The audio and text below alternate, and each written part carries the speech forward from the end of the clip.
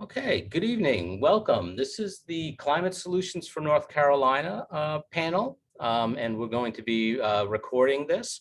We have an introductory video from the project that we want to share with you first, and then we'll come back to introducing our three speakers for today.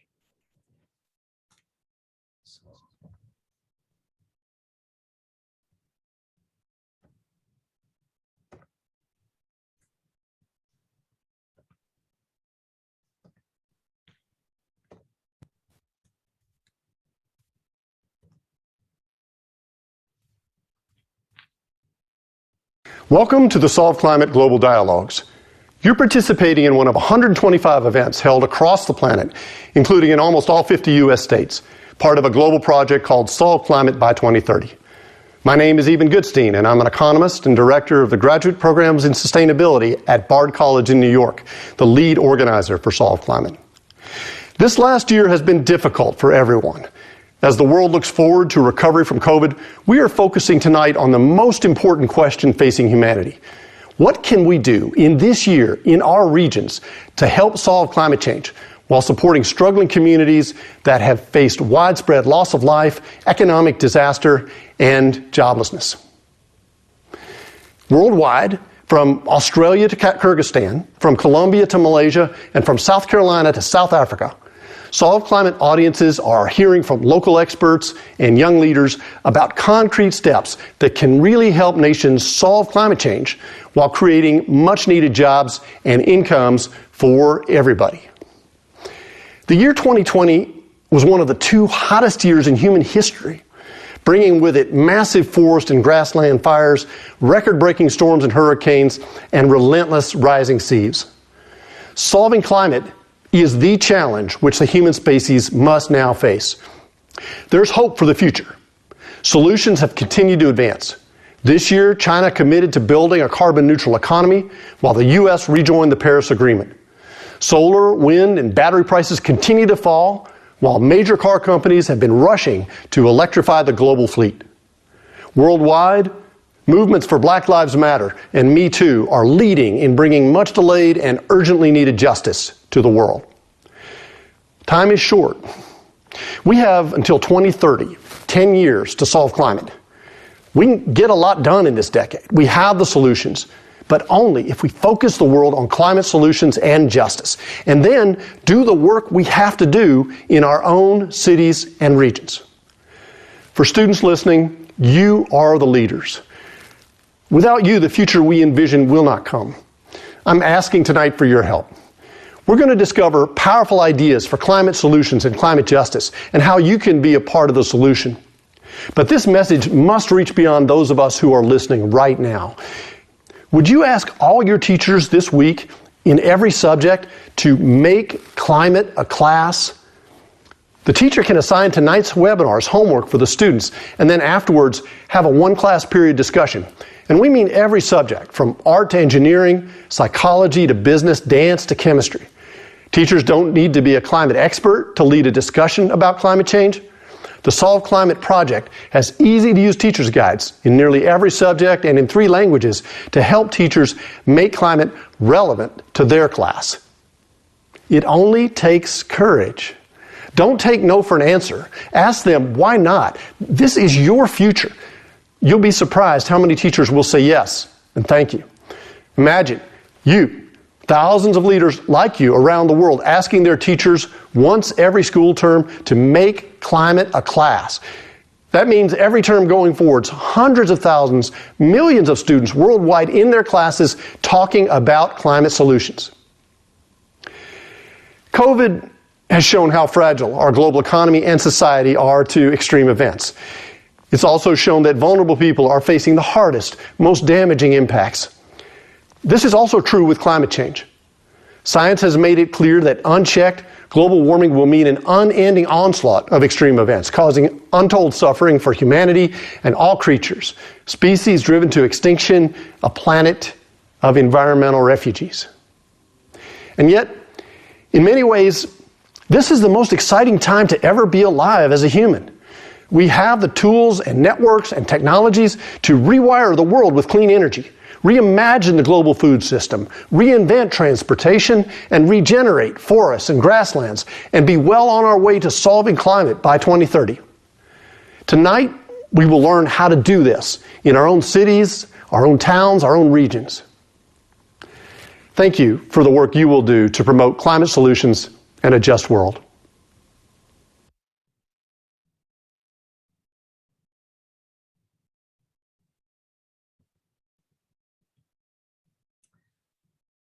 Well, thank you. So first I'll start off with introducing myself. I'm Michael Lazat. I'm the University Sustainability Officer at UNC Charlotte here in North Carolina. And I'll be the moderator this evening. So I've got three guests tonight joining me. The first is Lisa Spritz, a Senior Vice President in Environmental Business and Engagement Executive with Bank of America. The second is Badrul Chowdhury, who has a PhD. He's the Duke Energy Distinguished Professor of Electrical and Computer Engineering and an Assistant Director of the Energy Production and Infrastructure Center here at UNC Charlotte. And third, Katie Riddle, who's an Energy and Sustainability Coordinator and a Project Manager for the Strategic Energy Action Plan of the City of Charlotte. So we're going to start by giving each of our guests some time to introduce themselves and their perspectives. And then we'll have a round of some questions pertinent to the Solve Climate by 2030 objectives. And we will end, as Eben had suggested, with some recommendations coming from three different perspectives here in North Carolina. Thank you. So Lisa, would you like to start? Thank you very much, Mike, and it's very good to be here. I think this is a fantastic program and really excited to hear what everyone has to say. I am part of the Global Environmental Group at Bank of America, which this team sits in our Environmental, Social, and Governance, or ESG group. And the ESG group is responsible for overseeing a recently announced, actually I'm really excited about the timing of our conversation, a recently announced $1.5 trillion commitment to addressing the UN Sustainable Development Goals. And 1 trillion of that 1.5 will be dedicated to environmental business. So our group helps to oversee that goal and track and manage and support. And we also work to engage all of our employees in environmental issues and environmental stewardship. So we have a program that we call My Environment. We have 25,000 employees around the world who are involved in this program. And it helps to make our employees better environmental stewards at home and at work. We have webinars, we have information sessions, we volunteer, and we really get engaged. I know we're going to talk about a lot of these solutions and how they can help address climate change, but it really gets our employees involved at a really deep level. And we also have partnerships. We work with a lot of nonprofits and non-governmental organizations, or NGOs, from around the world to help further environmental progress. And then we work on climate risk. And this is something that we might not go too deeply into today, but now many companies, and I would argue most companies, are looking at the risks that are presented by climate change. I would love for us to talk about not just those risks, but also the opportunities that they present. I think there are a lot of fantastic opportunities in terms of technology and new professions and new functions out there for organizations. So I'd love to talk about that as well. But the underlying thing that I really wanted to start out with here for us is that for a very long time, we have taken the responsibility very seriously that we need to address climate change. And as a bank, as a financial institution, it's our responsibility to make sure that capital is deployed where it needs to be deployed. It's not just us. You know, the 17 Sustainable Development Goals require an estimated $6 trillion a year of investment in order to address them properly. So it's not just us, it's all of our peer institutions from around the world. We all need to work together to really address these goals. So I know we're going to talk about it a little bit more later, but making sure also that as we deploy this capital and as we address these goals, that we're doing it equitably, and that we're sharing the wealth, if you will, evenly around the world. So with that, I think I'm going to pass it back to you, Mike, or pass it to our fellow panelists, and then we can get into the questions later. Thank you, Lisa. Badrul, would you like to continue?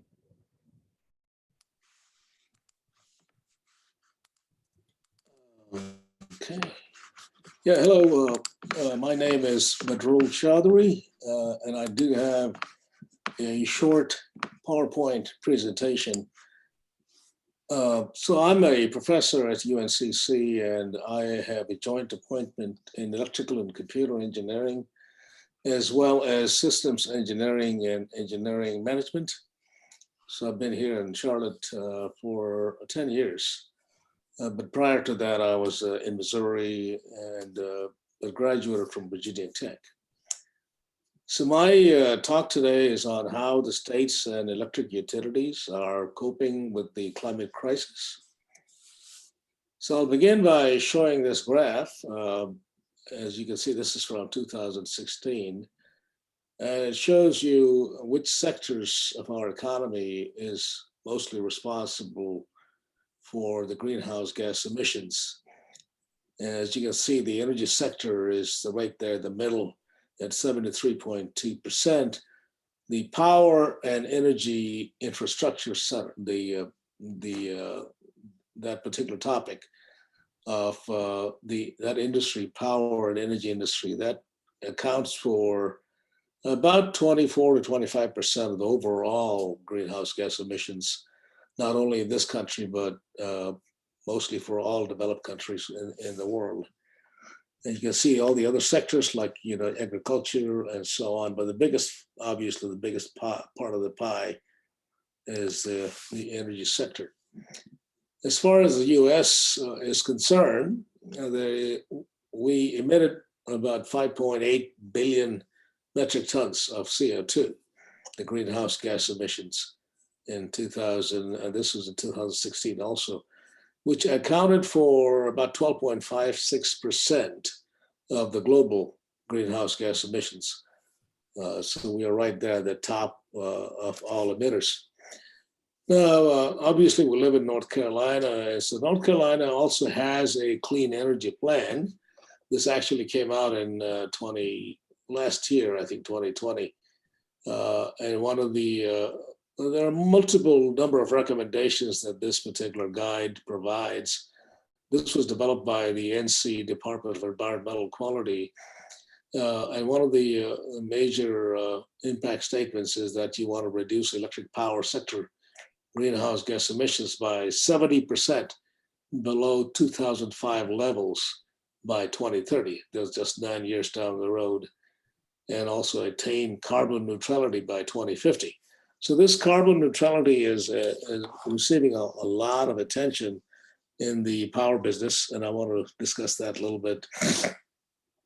So these are the numbers to the total states in the country which have some sort of mandates, which have are forward-looking as far as what they can do with the carbon neutrality. So most of the states have some sort of some goal of decarbonization, which you see in the Southeast, and North Carolina is right there on the eastern part. They do have a goal, and I want to mention that in the upcoming slide. Duke Energy being the largest utility company operating in this part of the world, they do have a certain goal. But as you can see, a lot of things are underway right now. So this Duke Energy pledged zero carbon emissions by 2050. This came out in Charlotte Observer. Of course, this has been in the works for a number of years, but it came out last year, 2019 actually. So they do plan to close a number of its large coal-fired plants. These are some of the utility names that are around the country that have these 100% clean energy goals. So these are in Washington, Idaho, and Oregon. Vista is a big company there. Duke Energy is the largest investor-owned utility company in the country, and they operate in Ohio, Kentucky, Tennessee, North Carolina, South Carolina. They have a goal for 2050. And then in Vermont, Green Mountain Power, Idaho Power, and Excel Energy, some of the largest IOUs in the country, have all expressed some sort of goals to reach zero carbon or carbon neutrality. So this is a picture of how things are going in the country since 1950. As you can see, it went up and kept on increasing. The fossil fuel generation went up, continued to go up until about the year 2005 or so, when coal, being the largest piece of the fossil fuels, started to decline. And right now, 2020, coal happens to be only about 19.3% of the overall energy generation in this country. On the left, you see the billion kilowatt hours. So that's basically 4.5 terawatt hours, which is a lot, obviously, right? And so out of that, as you can see, renewable energy has actually exceeded coal in the year 2020. And that was something that nobody ever could actually imagine even 5 years back. This is the electricity generation from renewable resources. So hydro, as you know, has always been the staple for renewables for many, many years, and it still is. But as you can see, wind has actually taken over as the leader in renewable energy, is over 42% compared to hydro now. And solar is, of course, not too far behind, and then, of course, followed by biomass, geothermal, and so on. As far as in the U.S., a number of installations and total amount of power being installed in the U.S., California is the leader in solar energy has been for a number of years, as you can tell from this graph. Texas has recently passed North Carolina as number 2. North Carolina happened to be number 2 in the country for a number of years, but the total cumulative capacity is 97.2 gigawatts at the end of 2020, which is, it's going really fast.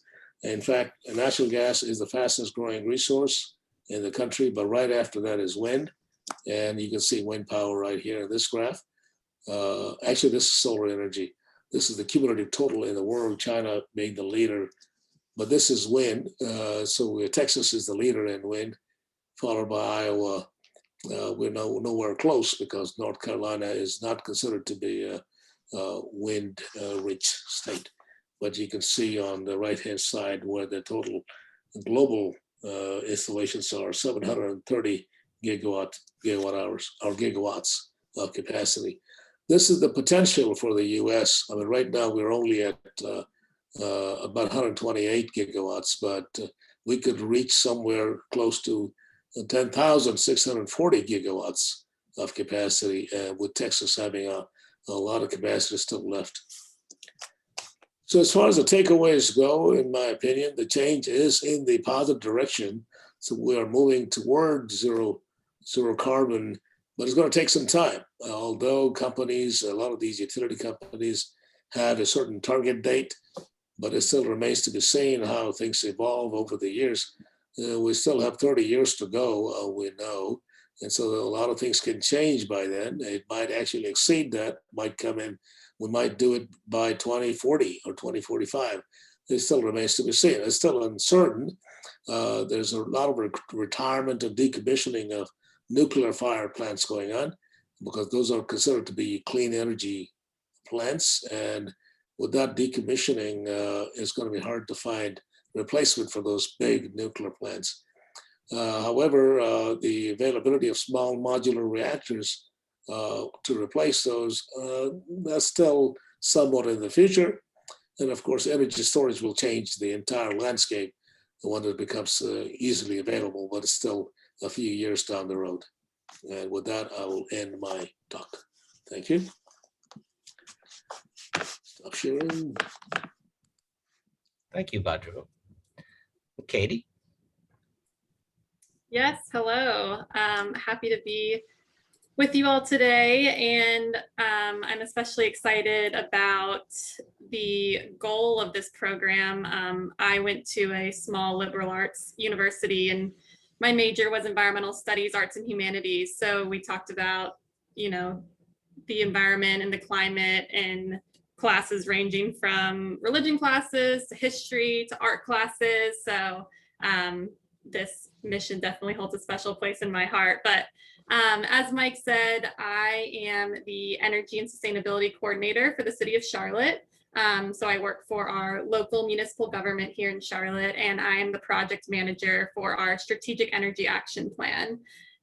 This plan was unanimously adopted by Council in December of 2018, and it basically sets the goals and plans for how we want to drastically reduce carbon, become a low carbon city in the future. And within that plan, we have two main goals. We have our 2030 goal, that is our municipal operation goal, to strive to have all of our city fleet and facilities be fueled by 100% zero carbon sources by 2030.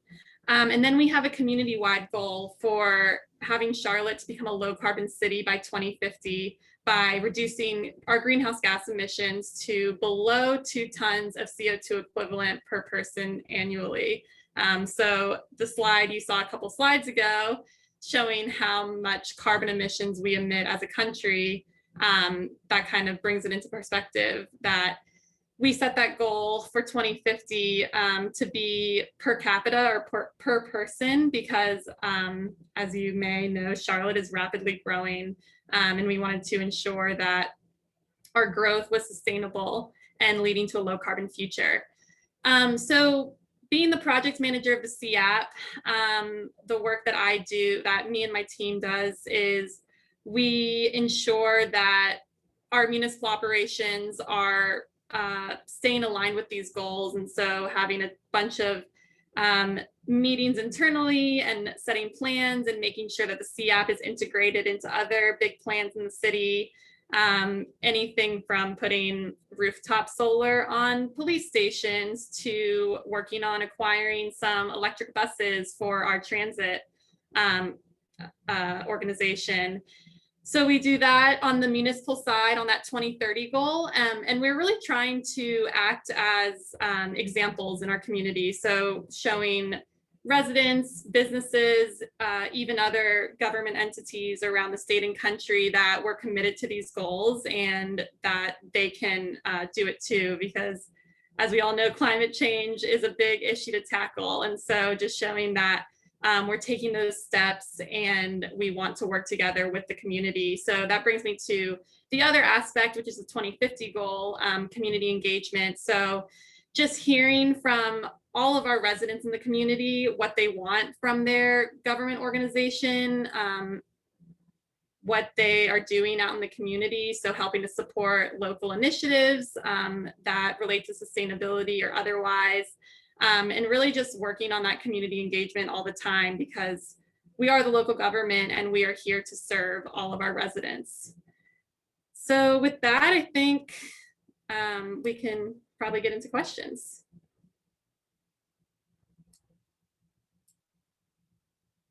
Oh, Mike, I think you're on mute. Okay, thank you, Katie. And you're first up for the question. You agreed to start us with this first question. Sorry, it is a little bit long, but let me phrase this right. A common thought during the pandemic had been about returning to normal. That phrase comes up a lot. People are probably saying it more today than ever. But a term like a green recovery coming out of this year sounds like something new, that we could aim for something different than a normal economic recovery. Can you help us understand why you and this audience should be excited about a green recovery that could solve climate change problems? Is there something happening in your circle that you wish everyone knew about? Sure. So I think, as we all are very aware, our community and our world are grappling with a ton of really important issues right now, ranging from climate change to racial equity to COVID-19 relief to affordable housing. And I think that this time that we've been experiencing with everything that's happened in the past year plus has really shifted people's perspectives on a lot of different issues. I think it's kind of given us the time and space to sort of stop and reflect and think about like, oh, what do I want the new normal to look like? Whether that's in your personal life or business or work or what have you. But it's also forced us to really change in some ways to adapt to what the new normal is. I think if you think about pre-COVID and you think about some of the things that we do and talk about now, you wouldn't believe yourself if you had told yourself that before COVID. So just really forcing us to change and showing that we can change, which I think is so important. So in trying to solve these major important issues, something that I'm excited about is finding ways to bring those solutions together and ensuring that the work is not siloed, because like I said, all of these different issues and then some are all equally important, and time is of the essence, as we know with climate change for sure. So an example of bringing these solutions together is that here at the City of Charlotte, we've been working on a program called Renew. So this stands for Renewable Energy and Efficiency Workforce Training Program. And so we launched this program in 2020, the office that I work in, the Office of Sustainability and Resilience, in coordination with our Office of Economic Development. And this program provides paid training in the areas of HVAC and electrical trades to over 80 Charlotte residents that have possibly been displaced from employment, been displaced from their previous employment due to COVID-19, are people that we've been selecting to be in this program, as well as those who have been historically underrepresented in this industry. So this 13-week course teaches skills in the industry and provides hands-on experience. And participants don't need any prior experience to coming onto this program, but learning about HVAC and sustainable technologies in this field, because as we know, we build more buildings, our city is growing, we need to make sure that those buildings are energy efficient. And a huge component of that is their HVAC systems, as well as existing buildings and people's homes. So the city secured funding to train these participants through the year. We're still going through multiple cohorts as we speak. And our training partners are Urban League of the Central Carolinas and Goodwill Industries of the Southern Piedmont. And so far, this program has been really successful and well received by both residents, as well as some of our corporate partners who are doing some of the hiring here. And to me, that's what green recovery is all about, addressing those major issues in a different and innovative way. So we've never done a program specifically like this before, obviously, because if we had written a program before that says, oh, we're going to help people who are displaced by COVID-19, we'd all say, what's COVID-19, right? So thinking in new, innovative ways, just to try to tackle these issues. And in this case of the Renew program, that's COVID-19 relief, equitable upward mobility right here in Charlotte, and ultimately climate change. So Katie, let me ask you for just a little clarification, because HVAC sounds like one of these technical terms like Professor Chowdhury would use. So what is it, and just how common is HVAC? Yes, I'm sorry. Heating, ventilation, air conditioning. So thinking about your home, your office, having air conditioning, having heat, these systems to climate control our buildings inside so we can be comfortable, pull energy, here in Charlotte from Duke Energy, as the professor said. And so if we can make our buildings more energy efficient, we use less energy, therefore emit less carbon. And, Duke has that goal that the professor mentioned. And over time, that energy that is being pulled will start to become more zero carbon, more renewable. So yeah, maybe tuning up your system. If you think about what is a common company, Morris Jenkins, coming out, working on your system to make it more energy efficient. So then you use less energy, your power bills are lower, that sort of thing. So just to be clear, this is big program. I mean, it's a big field. We're going to Yes. need a lot of people to Yep. take care of this, because this is in every single building Yep. as Exactly. HVAC. Great. Thank you. Yeah. Who would like to go next for this question? I could repeat the question too. Could I jump in, if I might? So I think, Katie, you laid the foundation there so nicely. I think of being excited about a green recovery, because as I mentioned before, that it's, with climate change, it's not just risk, but also opportunity. And so, I mean, you explained that right there. I mean, this is an incredible program to give people an opportunity to do work that they might not otherwise have done, right? So for that, we are optimistic on that front. And we actually, I mentioned our $1.5 trillion commitment, which is kind of mind-boggling to even think about those kinds of numbers.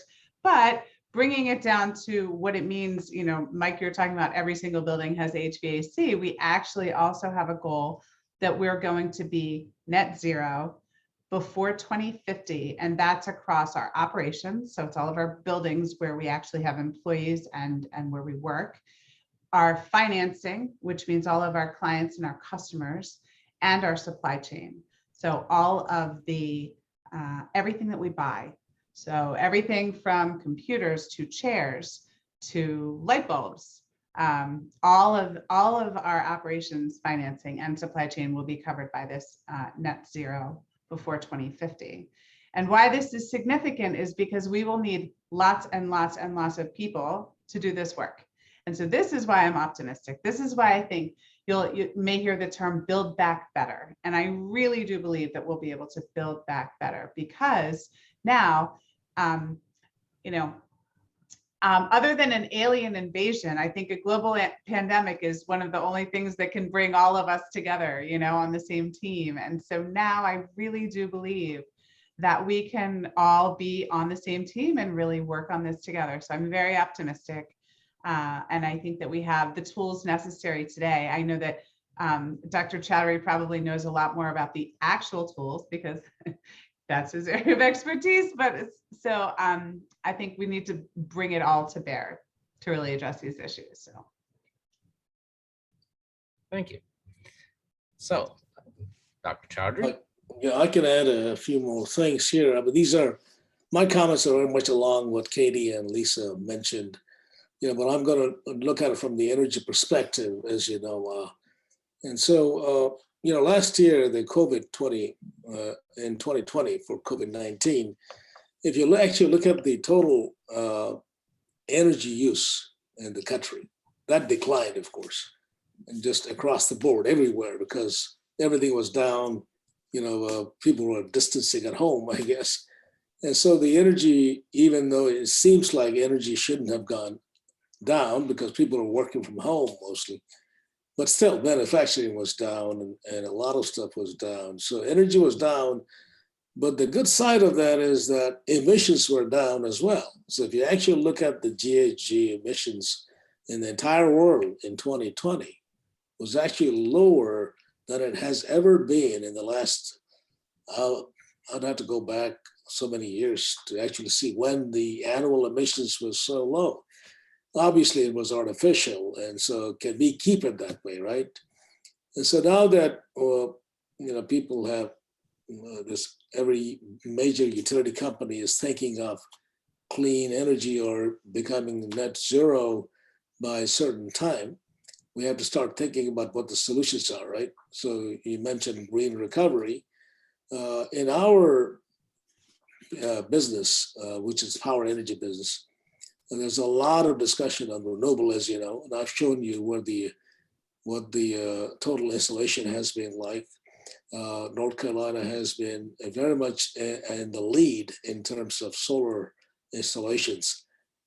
However, what is not happening yet is this distributor solar. And so distributor solar is going to have a tremendous impact. California has that quite a bit, but we have a lot of large solar farms in this state. And that that just goes into the grid at some point. We're not sure who it impacts. But what becomes very clear from these, what our energy infrastructure looks like, is right after a blackout or having a storm like we have at Michael or Florence, or what happened recently in Texas, is that's when you see the real injustice happening, right? Because a lot of the wealthier neighborhoods will probably have electricity. However, the other side of the city, which is not as wealthy, for example, they won't have electricity, mainly because they don't have the distributed generation. And until that time when distributed generation becomes common for every home, power goes out, and then you have a solar rooftop or a battery storage or whatever helping you out during this time.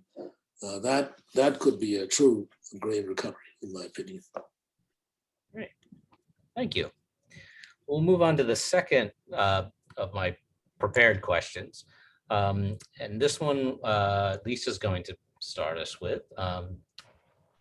I'd like to discuss an additional expectation that any green recovery should be fair and just transition to a new normal.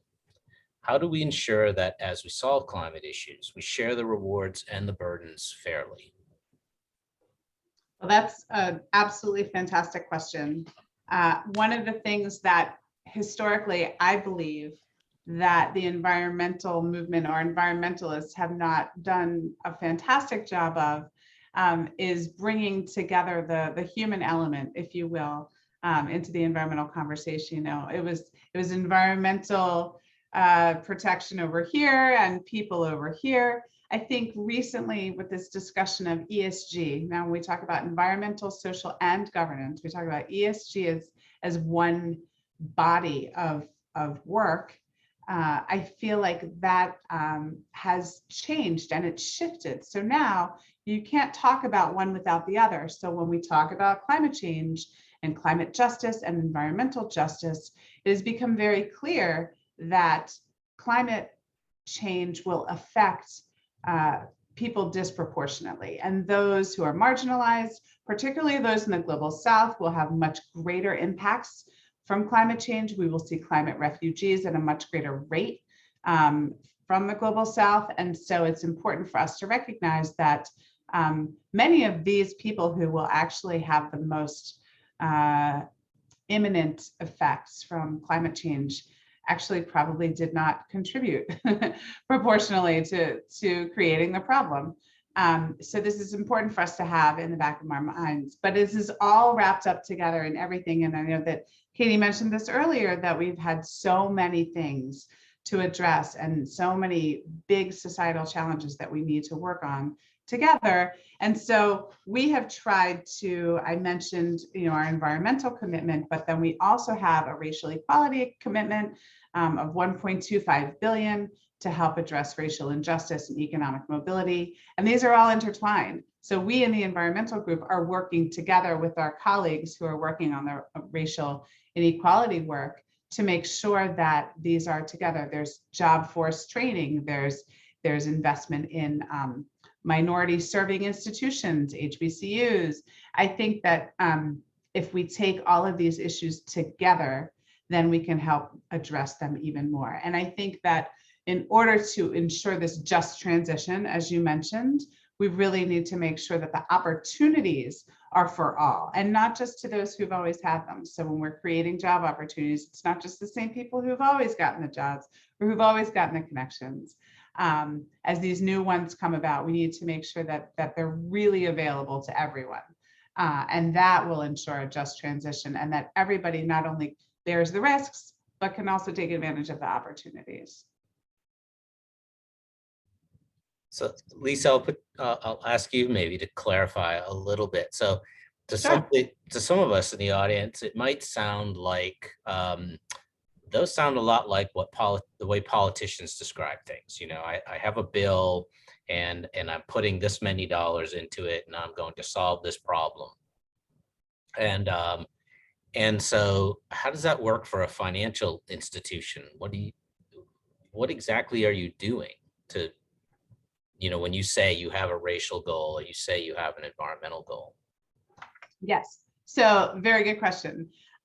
This is basically ensuring that we are deploying capital and getting money to the places where it is most needed. So on the environmental side, we have this environmental business initiative. It's making sure that funds are available for a solar developer who wants to develop a solar farm, making sure that that capital gets to those developers. It's making sure that if you want to buy an electric vehicle, that you have the ability to borrow, and that actually hopefully at the same or a lower rate, right? That you don't have to pay extra just to be, environmentally responsible, if you will. On the racial equity side, we are actually giving philanthropic contributions. So for example, we gave $13 million to Native American communities who were disproportionately hit by COVID. Then we're also actually making equity investments in minority-owned financial institutions. And so there's a long legacy of inequities in the financial services industry here in the United States. And so we're really trying to make sure that we help with investments in those institutions that are really helping to address these issues within communities who have been marginalized for many years. Thank you. Well, I think given time, we're going to jump to the third question, which could be a bit of a quick round.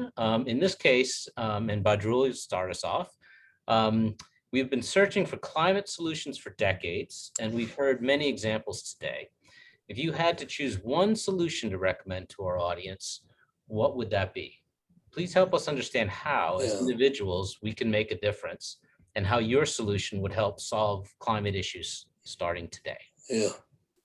Yeah, the energy transition, as we call it, right? Moving from fossil-based energy to renewable or clean energy. This transition is so challenging. I can't think of one solution that's going to help. But again, Mike, since you brought it up, maybe I can talk about something that's going to have a lot of impact. And that's something that Katie, I think, mentioned earlier, is specific individuals start, doing things in their homes. Obviously, your HVACs, you talk about those water heaters, whatever. You can, make those greener, I guess. So electricity conservation is another one of those, and that's been going on for a number of years. So I think we, overall, we should pat ourselves on the back. If you just look at the total energy use in this country, it's about 100 quads. Quads is one of the energy units. So let's say it's just 100 units. And it has been 100 for a number of years. It hasn't gone up. As a matter of fact, the last couple of years, 3 years, it has been consistently falling. So our energy use has gone down, sure. Our electricity use has also more or less been staying constant. But I think one of the biggest issues, well, I wouldn't say issue, it's a blessing in many, many ways, is that electricity is plentiful and it's cheap. There's nothing cheaper than electricity. We pay, 10 cents a kilowatt hour, right? And just imagine, I see my neighbors have their lights on throughout the day, throughout the year, their garage lights. I'm not sure why. I mean, I know it doesn't cost a whole lot, right? So if people think about that a little bit, just to generate that 1 watt or 100 watts of light power to power up your light bulb for an entire year, maybe it doesn't cost you a lot, but overall it's having a huge significance in terms of where the power is coming from. Because right now, we're still not 100% clean energy. So we're still probably generating that power in some fossil-fired generation somewhere. So if there's anything we can do, be conscious of where the electricity is coming from and just do what's more judicious, use judgment. That's all I'm going to say. So reduce today. Good. That's absolutely right. Yeah, I think, again, this is a hard question because there's just so many things, but I think my number one thing that anyone at any level can take on is educating yourself, as well as getting engaged with your community and maybe your local government, your state government, or even the federal government, just understanding what policies are happening or what work is happening, how you can make your voice heard at every level to affect change. And really just understanding how that impacts you, but also how that impacts everyone else, whether you interact with those types of people on a daily basis or not. So yeah, I would say education and engagement. Hey, thank you. And Lisa? And it's a perfect follow on to Katie. I was actually going to say, use your voice. You know, the most powerful tool that you have is your voice, and your decisions to purchase one thing or another. So your voice and the power of your dollar and your purchase. So like Katie said, educate yourself, talk to people, make sure that people know about these issues, make sure that you know about these issues, that you're involved in these issues, that you know where your power comes from, like Dr. Chowdhury said. So and look at this hopefully as an opportunity. You know, climate change is scary and these changes are scary, but I do believe that it can provide all of us really incredible opportunities. So hopefully that we can end this on a positive and hopeful note. Well, I want to thank you all one more time for joining us on this panel. It's been very enlightening and 3 very different perspectives here in North Carolina. So everyone have a good evening and thank you. Bye. Thank you very much. Thank you.